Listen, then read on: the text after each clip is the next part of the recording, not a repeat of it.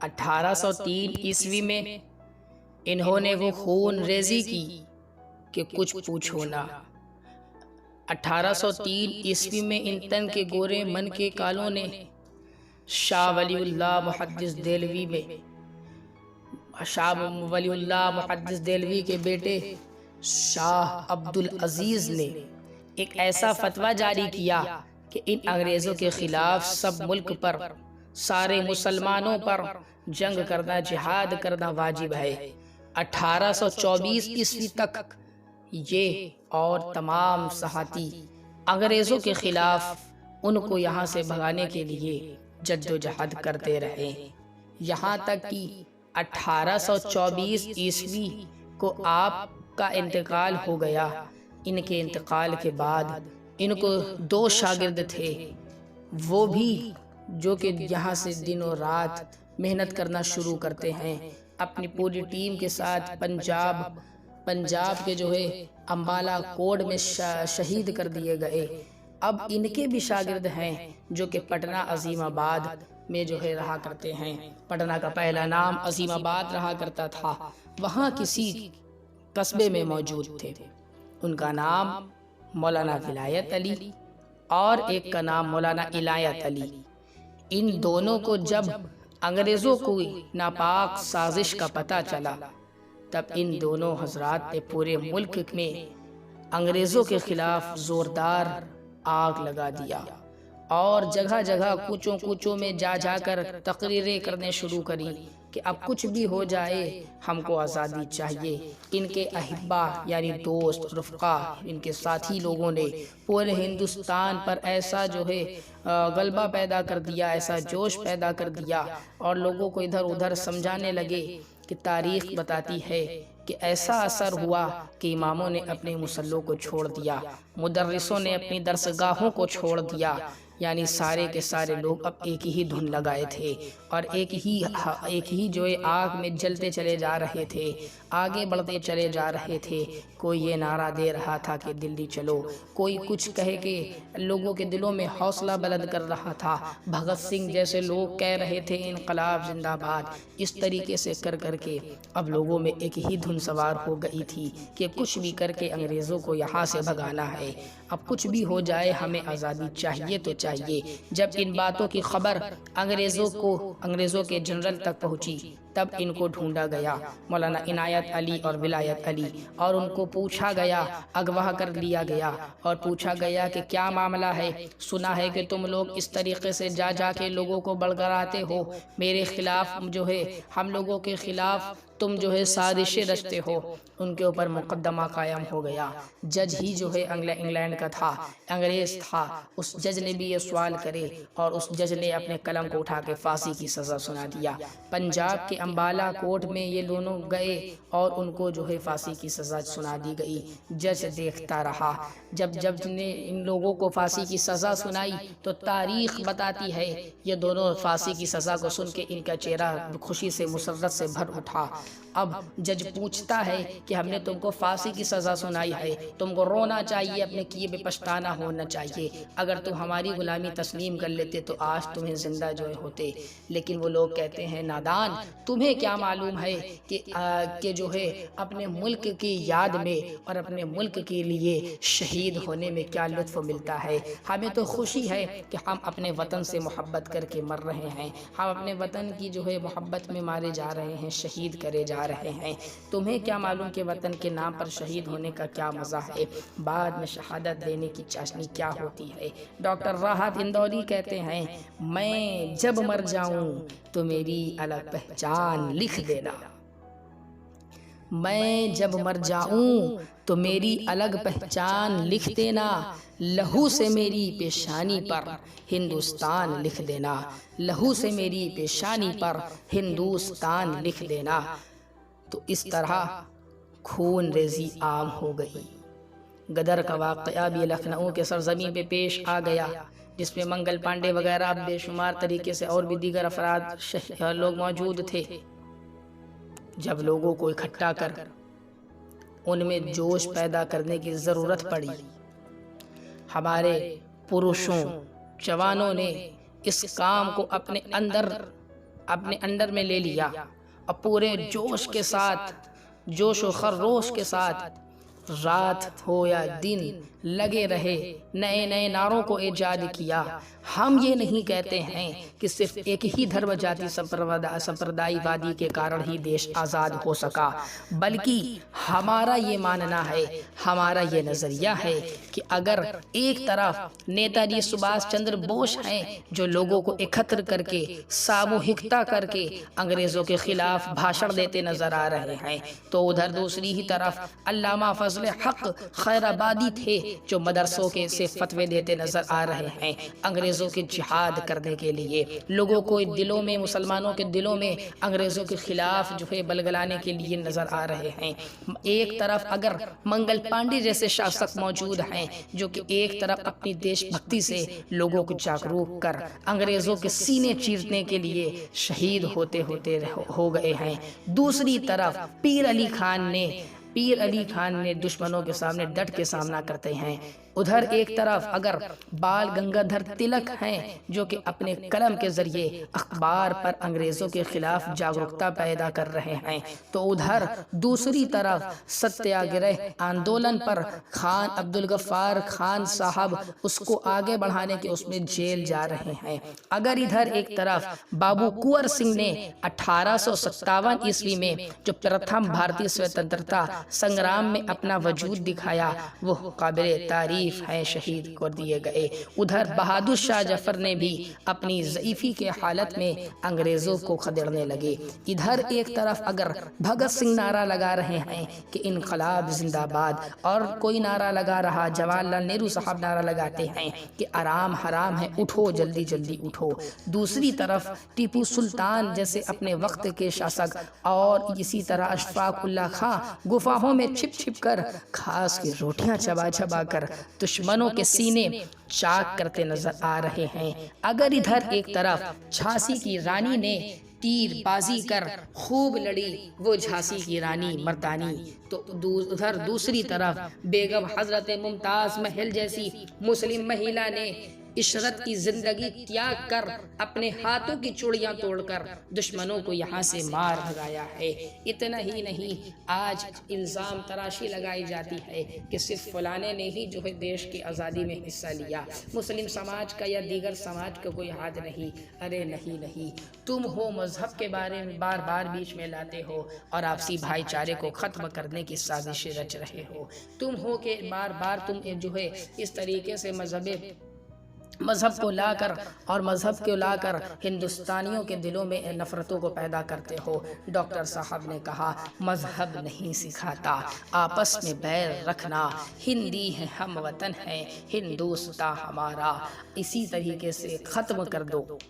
یہ ہندو مسلم بے بنیادی ہے، ذرا دیکھو اور ملک کے حالات کو دیکھو اور ملکوں کو دیکھو، وہ کس قدر ترقی کر رہا ہے۔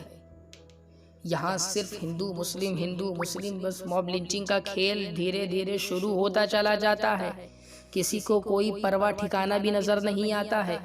انگریزوں نے جس طرح ہار مانی اور دیش کو چھوڑا، اس کی یہی وجہ تھی کہ انہوں نے پرکھوں راجہ مہاراجوں کو آپس میں تو لڑا دیا، نوابی کے کارن وہ لڑ بھی گئے مگر وہ بے خبر تھے۔ جب ہندو مسلم ساتھ آئے ہیں، ہندو مسلم سکھ عیسائی آپس میں سب بھائی اس نعرے کے مظہر میں جتنے بھی سماج والے سب ساتھ آئے ہیں، تو دنیا کی تاریخ بتاتی ہے کہ پھر دیکھا وہی انگریزوں نے دیکھا کہ جس مصیبت میں جس طریقے سے وہ لوگوں نے یہاں اپنے قدم کو جو ہے جمایا تھا، وہی ایکتا نے آپسی ایکتا میں ایک طریقے سے آپس میں جو ہے اکتر ہو کر اسی بھارت کا نقشہ دوبارہ پا لیا۔ ارے ہم تو وہ ہیں کہ ساتھ ہو تو دشمنوں کے کلیجے بھی چیر دیں۔ آپ دیکھیں کہ آزادی کے بعد سے اب تک کچھ خاص چیز نہیں بچی ہمارے ملک میں، سارا یہ تن کے گورے من کے کالوں نے ادھر ادھر لے جا کر جگہ جگہ سے کبھی آگرہ کے تاج محل کو لوٹا، کبھی دلی کے لال قلعوں میں جا کے ساری چیزیں مکاری عیاشیاں کری، کچھ نہیں۔ لیکن کس کی وجہ سے آج ہندوستان کا نام باہر یاد رکھا جاتا ہے؟ اگر ہندوستان کا نام باہر آج ہے تو وہ کون سی بات ہے؟ آپ اس بات کا جائزہ لیں۔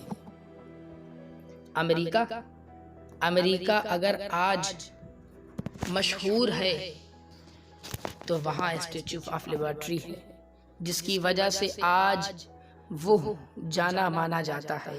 لندن اپنے آپ میں لندن آف دا برج ہے، جو کہ اس کی وجہ سے اس کی شہرت ہے۔ چین میں چینی دیوار ہے، اس کی وجہ سے شہرت ہے۔ آج تو خیر وہاں کورونا ہے۔ اکثر ملک کوئی اپنے حسن و خوبصورت، تمام کے تمام ملک اپنے حسن و خوبصورت کی وجہ سے مشہور ہے، اور کوئی ملک اپنی عمارت اور طاقت یا ایجوکیشن کی وجہ سے مشہور ہے، اور کوئی ملک اپنے ٹیکنالوجیکل پاور کی وجہ سے مشہور ہے۔ مگر جب ہندوستان کی بات آتی ہے تو ہندوستانیوں سے پوچھو، ہندوستان کے بارے میں لوگوں سے پوچھو، یار جناب تمہارے وہاں تو امریکہ ہے، تمہارے وہاں امریکہ کی جو ہے اسٹیچو آف لبرٹی ہے، جس کے بنا پہ تمہاری جو ہے امریکہ کی شان ہے، تمہارے پاس پاور ہے، تمہارے پاس تو دیوار ہے، تمہارے پاس تو لندن آف دا برج ہے، اس وجہ سے تمہارے جو ہے ملک کی شہرت ہے۔ ہمارے ہندوستان کو تم کس انداز میں یاد کرتے ہو کہ ہمارے وہاں تاج محل ہے؟ تو جواب یہی ملتا ہے کہ سنو، ہندوستان کسی عمارت کا محتاج نہیں ہے، ہندوستان کسی خوبصورتی کا محتاج نہیں ہے، کیونکہ یہاں تاج محل، قطب مینار، لال قلعہ جیسے خوبصورت کا بھی محتاج نہیں ہے، کیونکہ یہاں بے شمار طریقے سے عمارت بھی ہے اور خوبصورتی بھی ہے۔ جنگ آزادی سے اپنی ایکتا طاقت کے لیے مشہور ہے۔ جنگ آزادی سے اگر دیکھیں تو یہی ایکتا ہی تو تھی کہ ہندو مسلم ساتھ آیا تھا، یہی ایکتا ہی تو تھی۔ اسی ایکتا کو آج لوگ مشہور کرتے ہیں باہر کہ ایک وقت وہ غلام رہ چکا تھا، لیکن جب یہ دونوں قوم آپس میں سامنے آئی تھیں، ساتھ میں آئی تھیں، تو یہی دونوں قوم والوں نے اس طریقے سے ہم لوگوں کو یعنی ہندو یعنی جو ہے انگریزوں کو مار بھگایا تھا، انگریزوں کے خلاف کھڑے ہو گئے تھے۔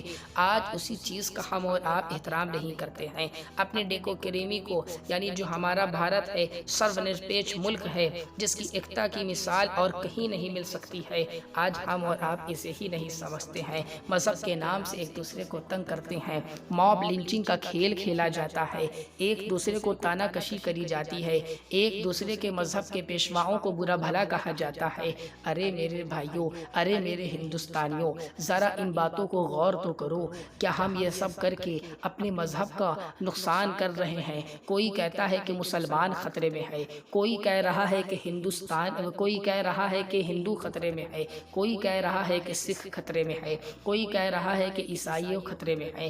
ارے نہیں نہیں، ہندوستان کے رہنے والوں مسلمانوں، ہندوستان کے رہنے والوں ہندوؤں، ہندوستان کے رہنے والوں عیسائیوں سکھوں بھائیوں، ہندوستان کے رہنے والے تمام قوم سنو، یہاں کوئی ایک دھرم والا، کوئی ایک مذہب والا خطرے میں نہیں ہے۔ اگر یوں آپس میں لڑتے رہو گے تو یقیناً ہر ایک مذہب کا آدمی خطرے میں ہے، بلکہ ہمارا ہندوستان ہی خطرے میں ہو جائے گا۔ یاد کرو وہ قربانی جو شہید ہو گئے ہیں، جب تم ان کے باروں میں یاد کرو گے تب تمہارے آنکھوں میں پانی بھی نظر آئے گا، جن طریقے سے ان لوگوں نے جد و جہد کر کے قربانی دی تھی، اور آج ہمارے لیے